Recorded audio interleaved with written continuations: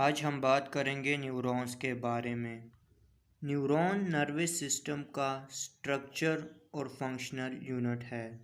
Neuron کا کام معلوم کرنا یا ریسیو کرنا مختلف چینجز کو مختلف آرگن سے اور پھر انہیں کمبائن کرنا اور لیونگ آرگنزم کا موڈ آف رسپانس معلوم کرنا، یعنی اس لیونگ آرگنزم کو کس قسم کا رسپانس دینا چاہیے اس چینج کے مقابلے میں۔ یہ تو نیورون کا فنکشن تھا۔ اب ہم بات کریں گے سٹرکچر آف نیورون۔ نیورون 3 اہم پارٹس پر مشتمل ہے: ڈینڈرائٹس، سوما اور ایکسون۔ سب سے پہلا ہے ڈینڈرائٹس۔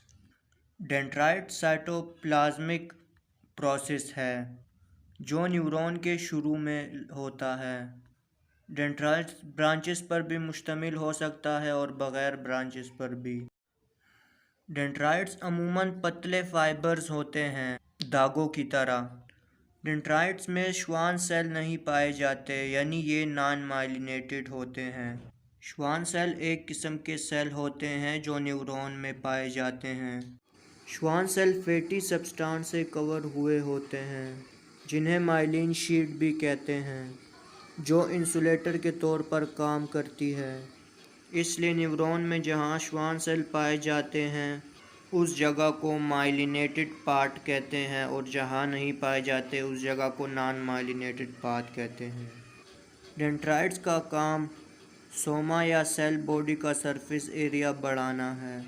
ان کا دوسرا کام ریسیپٹر سے انفارمیشن ریسیو کرنا ہے اور پھر انہیں سیل باڈی کی طرف ٹرانسمٹ کرنا ہے۔ نیورون کا دوسرا پارٹ سوما یا سیل باڈی ہے۔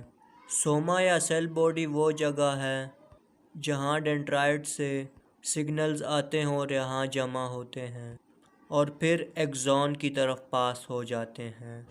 سیل باڈی بہت ساری سیل آرگنیلیز پر مشتمل ہوتا ہے، جن میں نیوکلیس، بہت سارے مائٹوکونڈریا، نیسلز گرینولز۔ یہ رائبوسومز کا ایک گروپ ہے جو گالجی باڈی اور انڈوپلازمک ریٹیکولم کے ساتھ کمبائن ہوا ہوتا ہے۔ جو تیسرا پارٹ ہے نیورون کا، اس کا نام ایکسون ہے۔ ایکسون موٹے فائبرز پر مشتمل ہوتا ہے جو سیل باڈی سے لے کر نیورون کے آخر تک پھیلے ہوتے ہیں۔ ایکسون کے فائبر ڈینڈرائٹس کے فائبر سے موٹے ہوتے ہیں اور ایکسون کے فائبر میں زیادہ سائٹوپلازم پائے جاتے ہیں as compared to dendrites. Axons Schwann cell سے بھی کور ہوئے ہوتے ہیں۔ ایکسون کا کام نیورل سگنلز کو ٹرانسمٹ کرنا دوسرے نیورون میں ہے۔ ایکسون چونکہ شوان سیل سے بنا ہوتا ہے جسے فیٹی سبسٹانس کور کرتے ہیں جن کو مائلین شیٹ کہتے ہیں، اس لیے ایکسون کو مائلینیٹڈ فائبر بھی کہا جاتا ہے۔ دو شوان سیل کے درمیان ایک نان مائلینیٹڈ پارٹ ہوتا ہے جسے نوڈ آف رنویر بھی کہتے ہیں۔ جو ویلاسٹی ہے سگنلز کی ایکسون میں، وہ فائبر کی موٹائی، لمبائی اور مائلین شیٹ پر ڈیپینڈ کرتی ہے۔ جتنا ایکسون لارجر اور موٹا ہوگا، اتنی ہی انفارمیشن زیادہ تیزی کے ساتھ ٹرانسمٹ ہوگی۔ جو مائلینیٹڈ نیورونز ہیں وہ نان مائلینیٹڈ نیورون سے زیادہ تیزی سے انفارمیشن ٹرانسمٹ کرتے ہیں۔